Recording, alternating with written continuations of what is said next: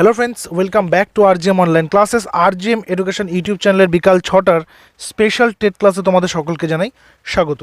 আমাদের যে নতুন টেট সেশনটা শুরু হয়েছে টেট ক্লাসের উপরে, সেগুলো প্রত্যেকটা আমরা চেষ্টা করছি সেটাকে বাইলিঙ্গুয়াল প্রসেসে করার, অর্থাৎ ইংলিশ এবং বাংলা এই দুটো ল্যাঙ্গুয়েজে ক্লাসগুলো করার কিন্তু চেষ্টা করছি।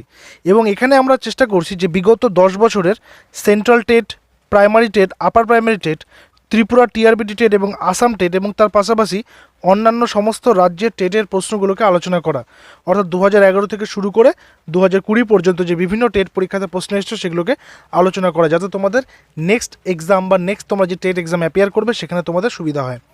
এবং যারা এসএলএসটি পিটির জন্য প্রিপারেশন নিচ্ছ তাদের জন্য প্রতিদিন রাত 8টা থেকে কিন্তু আমাদের চ্যানেলে লাইভ ক্লাস কিন্তু চলছে, তোমরা সেই ক্লাসেও কিন্তু পার্টিসিপেট করতে পারো। তো আজকে সেটা প্রথম প্রশ্ন দেখো, প্রত্যেকটা প্রশ্নের পাশে ব্র্যাকেটে তোমরা দেখতে পাবে কোন প্রশ্নটি কোন পরীক্ষাতে এসেছিল। 1 নম্বর, the cephalocaudal principle of development explains how development proceeds from. দেখো এই প্রশ্নটা ছিল সিটেট সেপ্টেম্বর 2016 এবং 2017 ডাব্লিউবি টেট, যেটার পরীক্ষাটা 31 জানুয়ারি 2021 কিন্তু হয়েছিল। অর্থাৎ সিফালোকিউডাল এই যে টার্মটা, এই টার্মটার অর্থটা জানলে আমরা কিন্তু অ্যান্সারটা করতে পারবো। এই টার্মটার অর্থ হচ্ছে হেড টু টেইল, অর্থাৎ মাথা থেকে লেজ বা মাথা থেকে শেষ পর্যন্ত, শুরু থেকে শেষ পর্যন্ত। ওকে, অপশনসগুলো দিয়েছে head to to, rural two urban, general two specific functions, নাকি ডিফারেন্সিয়েটেড টু ইন্টিগ্রেটেড ফাংশনস। তো সঠিক উত্তর হবে অপশন নাম্বারে হেড টু টো, অর্থাৎ মাথা থেকে পা পর্যন্ত। যেহেতু এখানে ডেভেলপমেন্টের কথা বলছে, যেহেতু এখানে বিকাশের কথা বলছে, সেই জন্য এখানে মাথা থেকে পা পর্যন্ত কিন্তু বিকাশটা হবে। ঠিক আছে, পরের প্রশ্ন নম্বর 2 বলেছে, সিটের 2016-তে এসেছিল এটাও। বলা হয়েছে which of the following is a sensitive period pertaining to language development, অর্থাৎ ভাষা বিকাশ বা ভাষার যে ডেভেলপমেন্ট সেই সংক্রান্ত, সংবেদনশীল সংক্রান্ত ভাষা বিকাশের ক্ষেত্রে কোনটা প্রযোজ্য বা কোন সময় কিন্তু এটা সবথেকে বেশি হয়ে থাকে। দেখো আমি একটা উদাহরণ প্রায় দিনই দিয়ে থাকি, বা যখনই আমরা কিন্তু এই অ্যাসিমিলেশন অ্যাকোমোডেশনের বিষয়টা যখন আমরা করে থাকি, সেখানে আমি একটা উদাহরণ তোমাদের প্রায় দিনই দিয়েছি। যে মনে করো একটা পশ্চিমবঙ্গে জন্মগ্রহণ করেছে কোনো একটা বাচ্চা, জন্মের পর তাকে ইংল্যান্ডে দিয়ে আসা হলো এবং তাকে 10 বছর পর 15 বছর পর তাকে নিয়ে আসা হলো, তাহলে দেখা যাবে সে কিন্তু বাংলা ভাষা শিখেনি, সে কিন্তু বাংলা কথা বলতে পারছে না, সে কিন্তু ইংরেজিটা শিখেছে এবং ব্রিটিশ অ্যাকসেন্টটা শিখেছে। ওকে, অর্থাৎ ভাষা বিকাশের যে এইখানে যে বিষয়টা বলছে সেটা সবথেকে ভালো হয় early childhood period, option number B. ঠিক আছে, আর্লি চাইল্ডহুড পিরিয়ডে। নেক্সট প্রশ্নে আসবো, প্রশ্ন নাম্বার 3, একটা কন্ডিশনাল কোশ্চেন দিয়েছে সিটেট 2016। এ 6-year-old girl shows exceptional sporting ability. 6 বছর বয়সী একটি মেয়ে যে কিনা খেলাধুলার ক্ষেত্রে একটা অভাবনীয় এবিলিটির পরিচয় দিচ্ছে। Both of her parents are sports person, তার বাবা মা দুজনেই খেলোয়াড় ছিলেন বা আছেন, যেহেতু আর বলেছে তার মানে ধরে নিতে হবে আছেন। Send her for coaching every day, সেই মেয়েটিকে প্রতিদিন তারা কোচিংয়ে পাঠায়।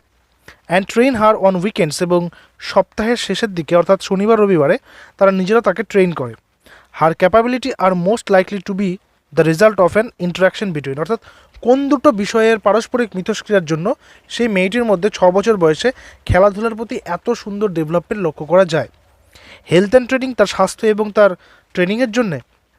ডিসিপ্লিন আর নিউট্রিশন, সে ডিসিপ্লিন মেনটেন করে, রেগুলার নিয়ম করে প্র্যাকটিসে যায়, তার ভালো নিউট্রিশন সে পাচ্ছে, ভালো ডায়েট চার্ট রয়েছে।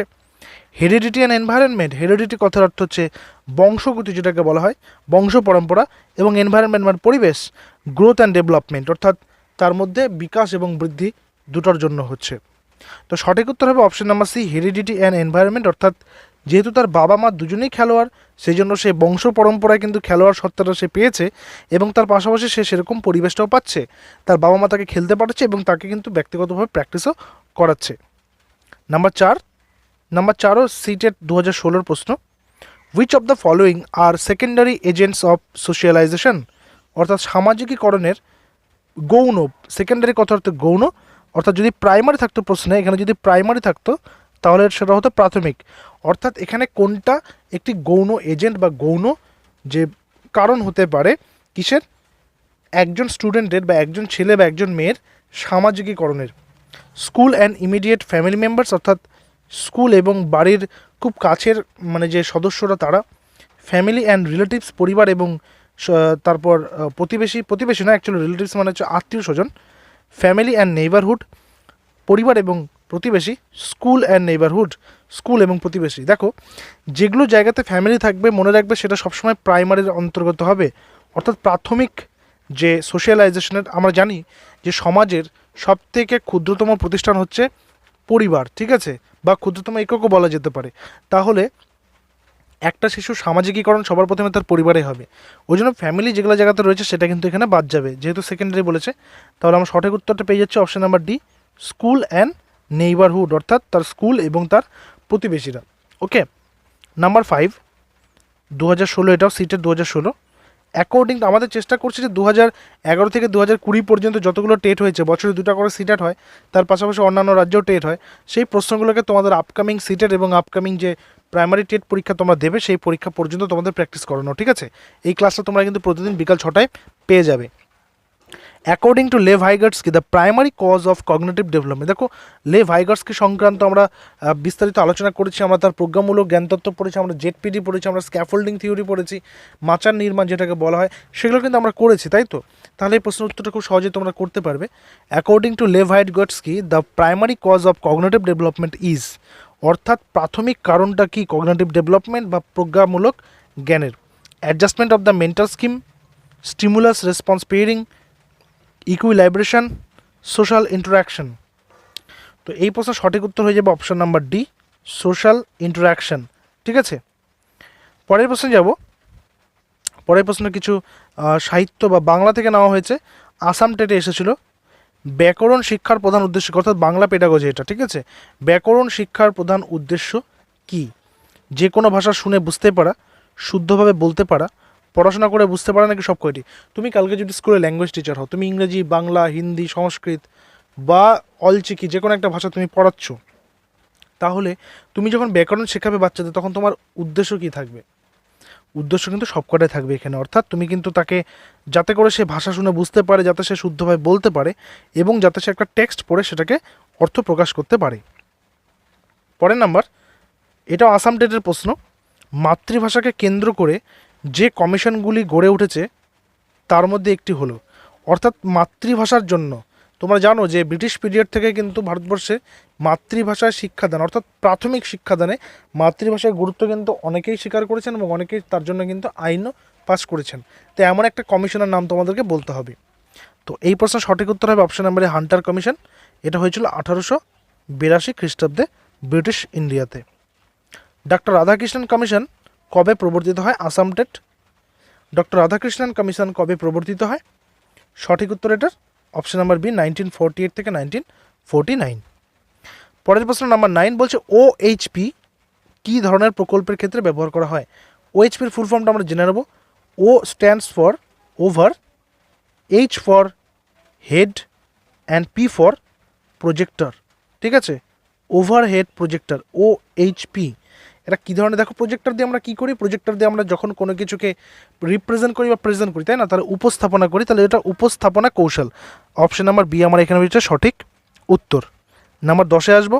বলছে কোন কমিটির সুপারিশে বিদ্যালয়ে ক্লাস্টার ব্যবস্থা, ভেরি ভেরি ইম্পর্টেন্ট, বিদ্যালয়ে ক্লাস্টার ব্যবস্থা চালু হয়েছে কোন কমিটির সুপারিশে? ভারতবর্ষে প্রচুর শিক্ষামূলক কমিটি কিন্তু তৈরি হয়েছে, ঠিক আছে। তো এখানে বলতে হবে কোন কমিটির সুপারিশে বিদ্যালয়ে ক্লাস্টার ব্যবস্থা চালু হয়েছে।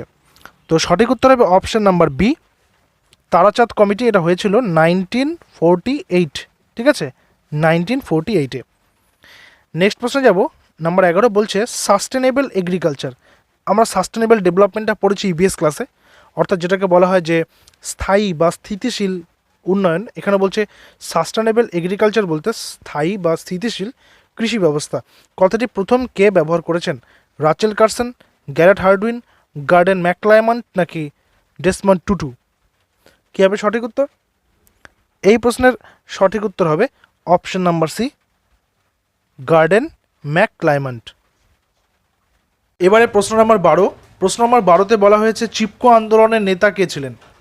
দেখো, চিপকো আন্দোলন, আপিক্কো আন্দোলন, নর্মদা বাঁচাও আন্দোলন, সাইলেন্ট ভ্যালি মুভমেন্ট, এই প্রত্যেকটা যে পরিবেশ বাঁচাও বা পরিবেশ সুরক্ষামূলক আন্দোলনগুলো রয়েছে যেগুলো ভারতবর্ষের মধ্যে হয়েছে, প্রত্যেকটা আন্দোলন কিন্তু ইম্পর্টেন্ট এবং প্রত্যেকটা আন্দোলন থেকে কম বেশি একটা করে, অন্তত একটা প্রশ্ন কিন্তু কম বেশি আসে। তো চিপকো আন্দোলন নেতা এদের মধ্যে কে ছিলেন? সঠিক উত্তর কী হবে?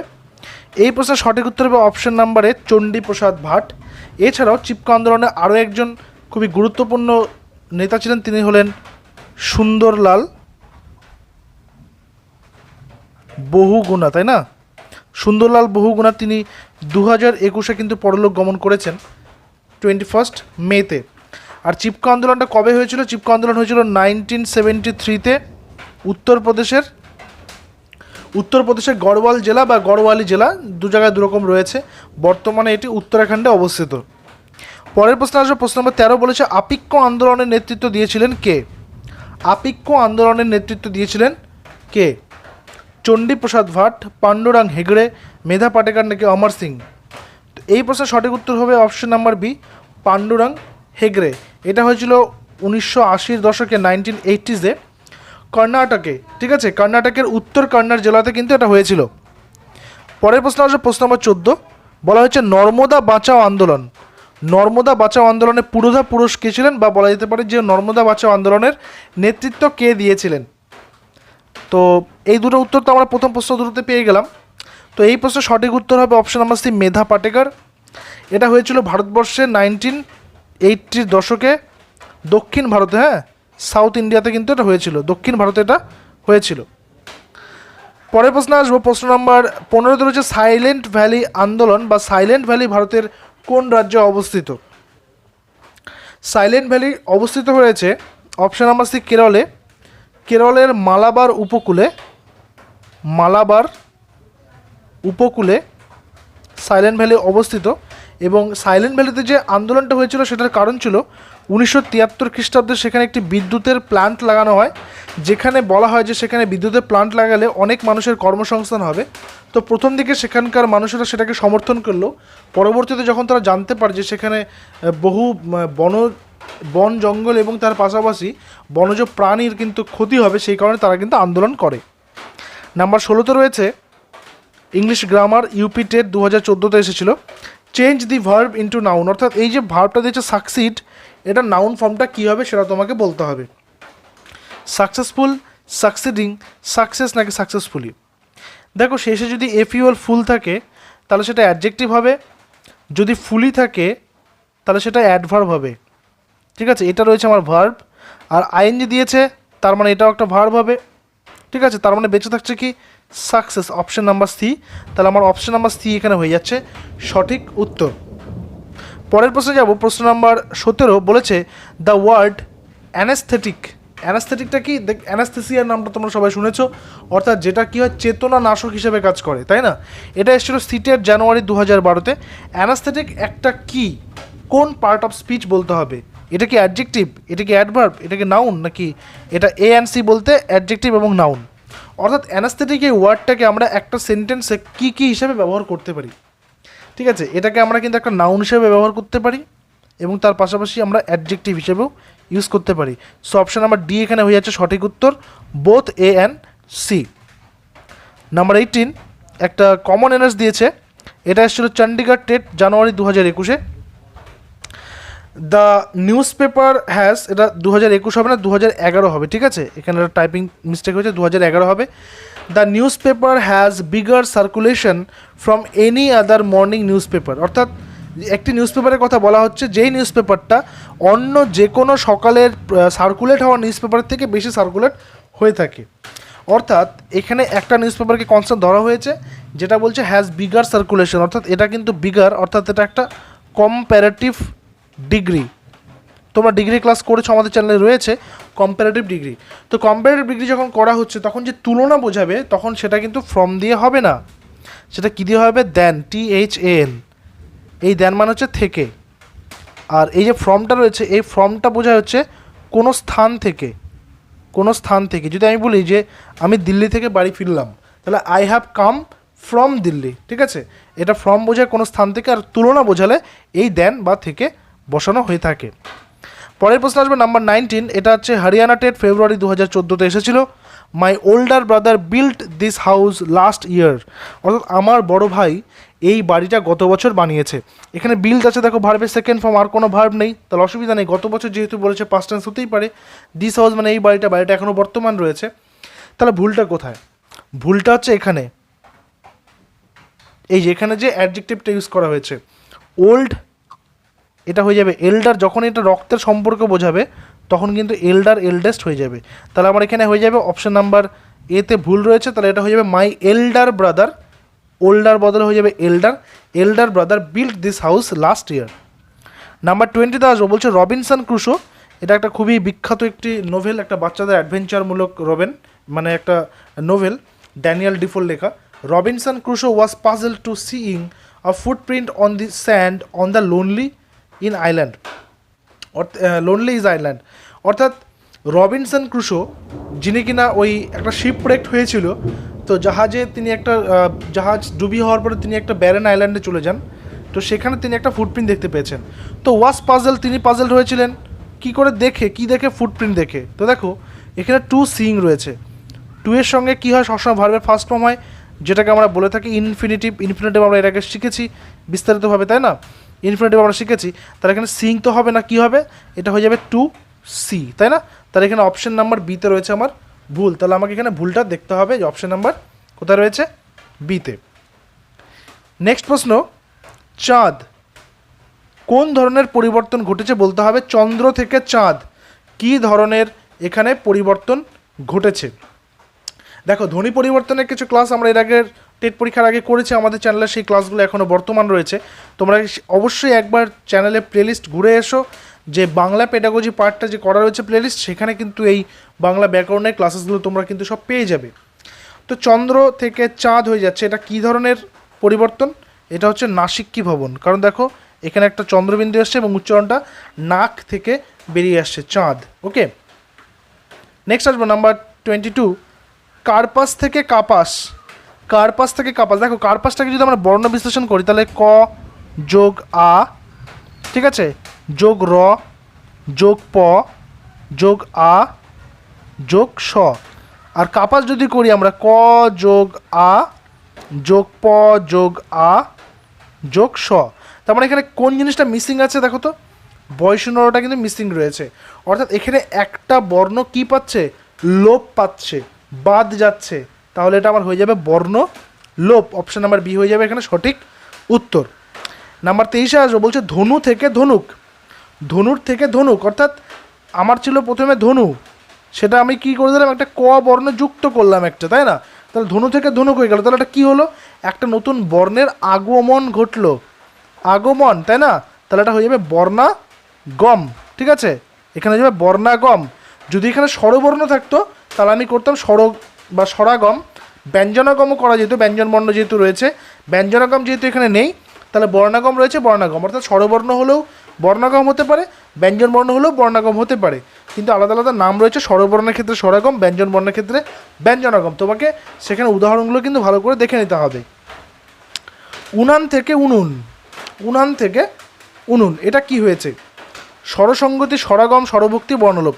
দেখো স্বরাগম বর্ণলোপ এই দুটো আমরা জানতে পারলাম।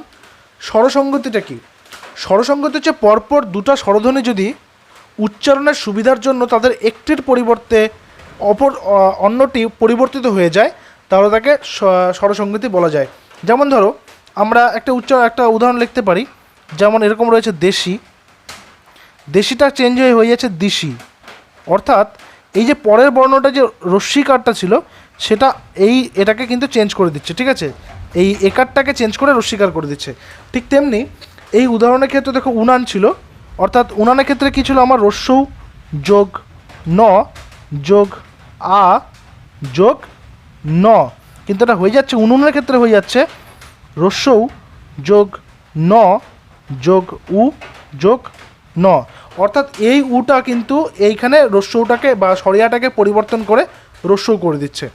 তো এটা সংজ্ঞাটা যেটা রয়েছে স্বরসঙ্গতির, সেটা হচ্ছে পরপর দুটি স্বরধ্বনি থাকলে উচ্চারণের সুবিধার জন্য তাদের একটির পরিবর্তে অন্যটি যদি ব্যবহার হয় তাহলে সেটা হয়ে যাবে, বা একটি যদি আরেকটিকে পরিবর্তন করে দেয়, নিজের মতন করে দেয়, তখন সেটাকে বলবো স্বরসঙ্গতি। অপশন নাম্বার এই হয়ে যাচ্ছে আমাদের সঠিক উত্তর। তো স্বরভক্তি রয়েছে এখানে, স্বরভক্তি বা বিপ্রকর্ষ, অপিনিহিতি, অবিশ্রুতি, প্রত্যেকটা বিষয় কিন্তু আমাদের চ্যানেলে পুঙ্খানুপুঙ্খ এর আগে বিশ্লেষণ হয়েছে, সেই ক্লাসগুলো তোমরা দেখে নিলে এই ক্লাসেসগুলো করতে বা এই উদাহরণগুলো করতে তোমাদের কিন্তু সুবিধা হবে।